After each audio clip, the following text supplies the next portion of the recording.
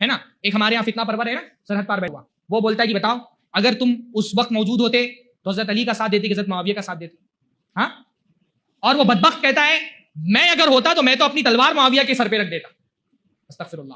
ہاں, اس جملے میں سب سے بڑا مغالطہ یہ ہے کہ صحابہ کو دو جماعتوں میں تقسیم کر کے دکھایا جاتا ہے کہ صحابہ صرف دو جماعت تھے, ایک حضرت علی کے ساتھ تھی اور ایک حضرت معاویہ کے ساتھ. یہ بات غلط ہے. فتنوں کے وقت, جنگوں کے وقت, اچھا جب بھی میں فتنہ کہہ رہا ہوں, فتنے سے مراد کیا ہے؟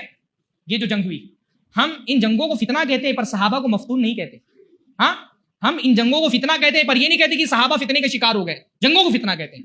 ان جنگوں کے وقت صحابہ دو نہیں تین جماعت میں شریک, تین جماعت میں بڑھ گئے تھے, تین گروہ میں بڑھ گئے تھے, اور یہی سب سے بڑا جھول ہے. صرف یہ دکھایا جاتا ہے دیکھو حضرت علی حضرت معاویہ ان دونوں کے درمیان جنگیں ہوئی, اور یہ ظاہر کیا جاتا ہے کہ دونوں طرف بڑی تعداد میں صحابہ تھے.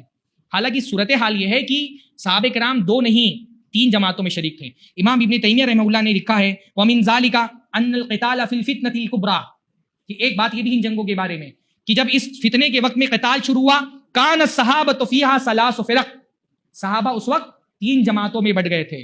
یہ مجموع الفتاوی میں جلد 20 صفحہ نمبر 394, صحابہ تین جماعتوں میں بڑھ گئے تھے. فِرْقَةٌ قَاتَلَتْ مِنْ هَذِهِ النَّاحِيَةِ, ایک جماعت نے حضرت علی کا ساتھ دیا, ایک اس طرف سے لڑی. وَفِرْقَةٌ قَاتَلَتْ مِنْ هَذِهِ النَّاحِيَةِ, دوسری جماعت نے حضرت معاویہ کا ساتھ دیا. وَفِرْقَةٌ قَعَدَتْ, اور صحابہ کی ایک تیسری جماعت تھی جو بیٹھ گئی جس نے کسی کا ساتھ نہیں دیا. اس کو تو گولی کر جاتے. یہ فتنہ پرور کیا کرتے ہیں, جو اصل طبقہ صحابہ کا تھا, جو حق کے سب سے زیادہ قریب تھا, بلکہ جو حق پر تھا اس طبقے کا ذکر ہی نہیں کرتے. فِرْقَةٌ قَعَدَتْ, ایک جماعت ایسی تھی جو بیٹھ گئی جس نے کسی سے لڑائی نہیں کی. لا مع علی ولا معاویہ, نہ یہ معاویہ کے ساتھ تھے نہ علی کے ساتھ تھے. حضرت امام محمد ابن سیرین مشہور تابعی ہیں, ان کا ایک اثر امام ابو بکر الخلال نے سنہ میں نقل کیا. انہوں نے کہا حاجت الفتنہ واصحاب رسول اللہ عشرۃ آلاف, جب فتنہ رونما ہوا اور جنگیں ہوئی تو صحابہ 10,000 کی تعداد میں تھے. اصل صحابہ زندہ جو تھے کتنے تھے؟ 10,000 کی تعداد میں تھے. فما حضر فیہا 100, تو ان جنگوں میں 100 صحابہ بھی شریک نہیں ہوئے. بل لم یبلغوا 30, بلکہ جمل اور صفین ساری جنگوں کو ملا لو تو 30 صحابہ بھی ان جنگوں میں شریک نہیں ہوئے. باقی سارے صحابہ کون تھے؟ جنہوں نے کسی کا ساتھ نہیں دیا, خاموش ہو کر کے بیٹھ گئے. ہاں, اس لیے امام شعبی فرماتے ہیں لم یشهد الجمل من اصحاب النبی صلی اللہ علیہ وسلم من المہاجرین والانصار, مہاجرین اور انصار میں جمل میں اللہ کے نبی صلی اللہ علیہ وسلم کے صرف 4 صحابہ شریک تھے, علی و عمار و طلحہ و زبیر. علی, عمار, طلحہ, زبیر. کہتے ہیں فإن جاءوا بخامس فانا کذاب, اگر کوئی پانچویں کسی صحابی کی شرکت ثابت کر دے تو میں جھوٹا ہوں, تسلیم کر لوں گا کہ میں جھوٹا ہوں. صحابہ بڑی تعداد میں کون تھے جو ان جنگوں میں شریک ہی نہیں ہوئے؟ حضرت امام ابن تیمیہ نے ایک جگہ پر یہ بات فرمائی ہے کان ترک القتال افضل, قتال نہیں کرنا یہ افضل تھا. کما ہوا موقف اکثر صحابہ, جیسے کہ اکثر صحابہ کا موقف ہے. اکثر صحابہ کا موقف کیا تھا کہ قتال نہیں کرنا چاہیے. اکثر صحابہ ان جنگوں میں شریک ہی نہیں ہوئے, اور یہ چھوٹے چھوٹے نام نہیں بڑے بڑے نام, یہ وہ صحابہ تھے جنہوں نے اللہ کے نبی صلی اللہ علیہ وسلم کی نصوص جن کے پاس تھے. اس لیے اگر ہم سے کوئی پوچھتا ہے تم کون سے صحابہ کے کیا کرتے تم, تو ہم کیا کہتے ہیں, ہم ان تیسرے صحابہ کے ساتھ ہوتے جنہوں نے کسی سے جنگ نہیں کی.